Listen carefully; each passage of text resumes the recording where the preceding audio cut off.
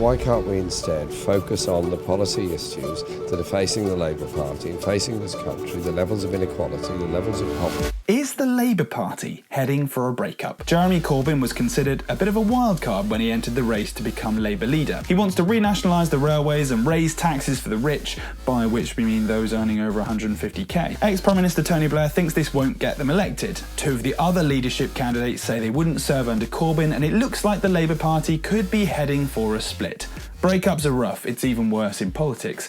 We explored what happens after a political party splits. Ever got caught doing something you said you wouldn't? David Cameron knows exactly how you feel. Parliament voted against military action in Syria. Despite this, British pilots have been taking part in airstrikes against Islamic State targets. According to the Ministry of Defence, the pilots were actually on an exchange programme and are basically operating as foreign troops.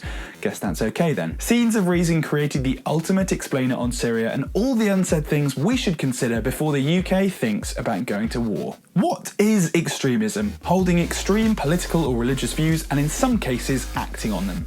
This week, Prime Minister David Cameron outlined new plans to tackle Islamic extremism. The plans include what sounds like the worst curfew ever, allowing parents to cancel their children's passports if they fear the children may be planning to head abroad to join extremist groups. The PM will also set up a forum to hear from those in the Muslim community who are fighting against extremism. Way ahead of you, Dave. Check out 7 times Muslims stood up to Islamic extremism.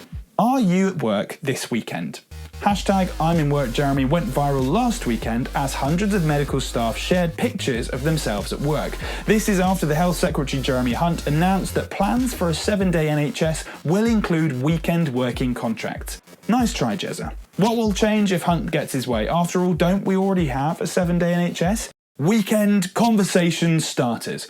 Do we need more gender equality in politics? The BBC announced its first female political editor will be journalist Laura Kunsberg. Good times. However, out of 650 MPs in the UK, only 191 are women, not exactly 50-50. This week, acting Labour leader Harriet Harman faced a rebellion from Labour MPs. It was all about welfare cuts. Some people are asking if this would have happened if she were a man.